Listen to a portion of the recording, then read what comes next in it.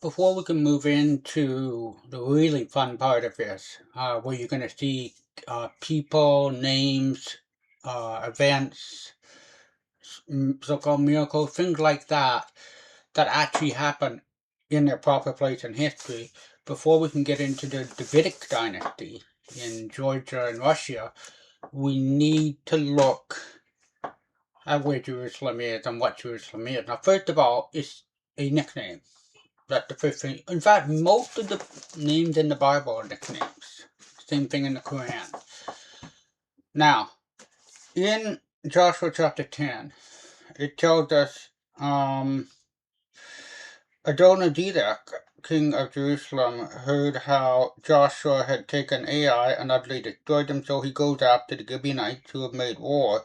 And then it mentions, in chapter 10, verse 3, 5 different kings to form a coalition. And of course, this is where you get the famous battle that's in both the book of Joshua and the book of Jazer, where you have this fight with them and the sun stands still.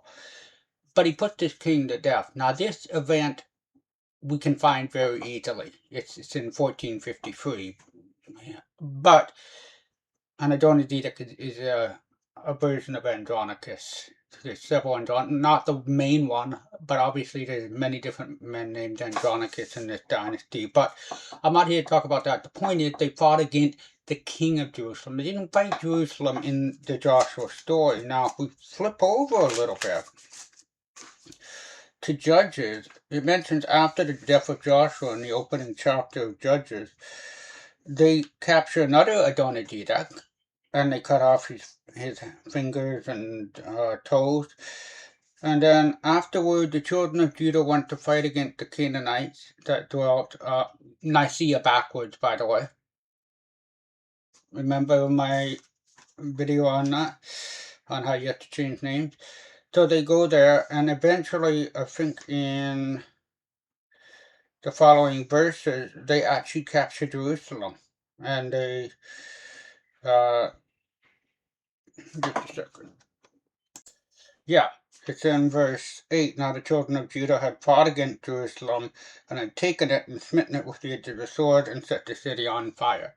So at some point, in some city of peace, at Jerusalem, they fought against it, and they set it on fire. Now,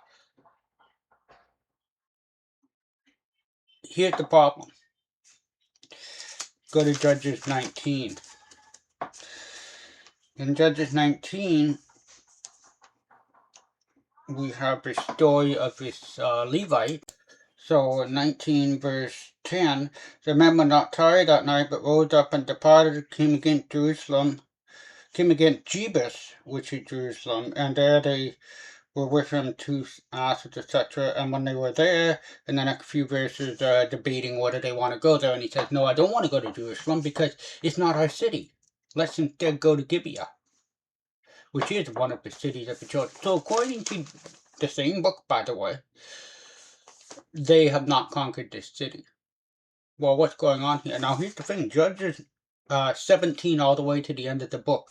That last 5 chapters actually take place early in the book, around the same time that the conquest of Jerusalem. So we have 2 different Jerusalems we're talking about here. Now,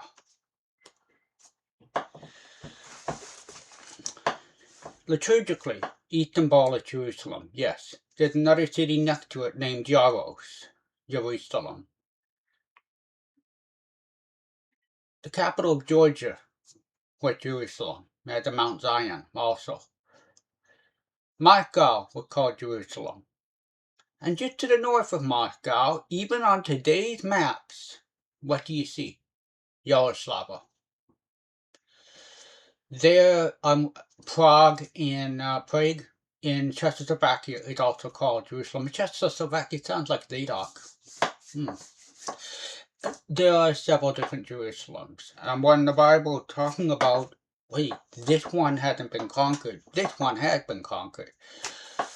The other thing is, because of this 1453 event I talked about at the beginning, there is going to be a shift in which Jerusalem they're going to be reigning from. Now, if you want absolute proof of this, think about this. Go to Jeremiah chapter 36. This is the smoking gun. Because there's no way you can read this and assume Palestinian Jerusalem, over there in Israel, Palestine, not Jerusalem, is what they're talking about. Because it's absolutely ridiculous the way this statement goes. So in Jeremiah 36, we're told about an earlier version of the book of Jeremiah that Baruch described. He goes to the king. He goes to the king to read this copy of the book of Jeremiah, which the king immediately destroys. But it's important to look at the wording of the verse as it's said here. So Jeremiah 36, 21, 22. So the king went to Jehudi to fetch the roll and took it, and so they're bringing it in, and they bring it to the king. Now verse 22, watch this, Jeremiah 36, 22. Now the king was in the winter house in the 9th month, and there was a fire in the hearth burning before him. Now, just think about this for a moment. It says he's in the winter house.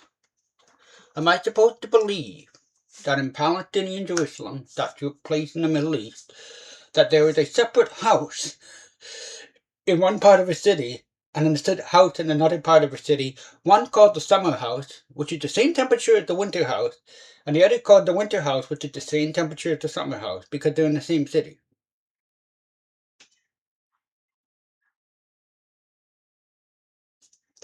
No, there's more than one Jerusalem. There's more than one capital.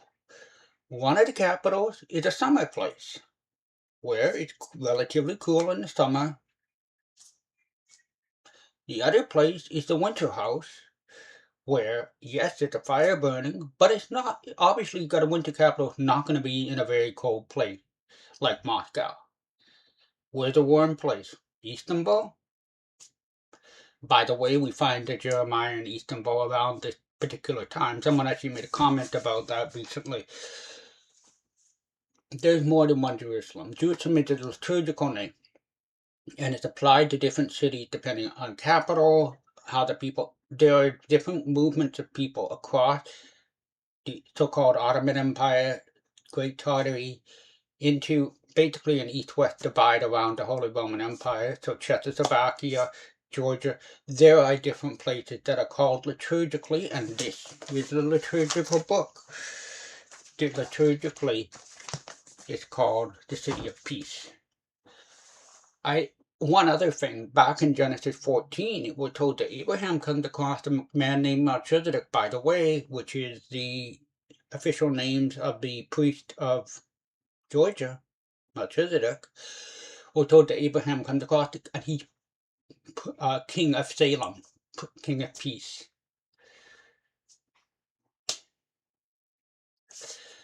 And he's priest of Al Elyon, Allah Most High, God Most High. So, there's more than one Jerusalem. And that's the important part to realize.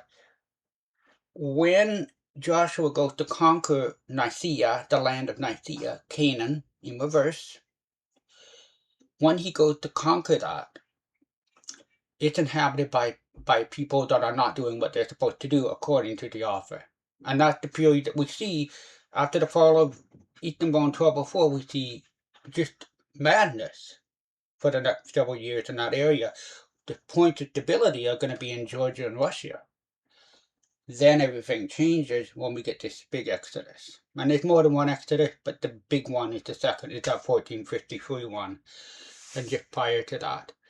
So once that city taken, then the capitals are going to be north and south.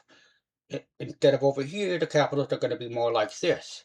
And you're going to see this shift that occurs around the time of the, well, we'll have a look at that. The point is, Jerusalem is a name that's going to be applied to different areas. So is Rome, by the way, which we'll get to in several more videos. Thank you.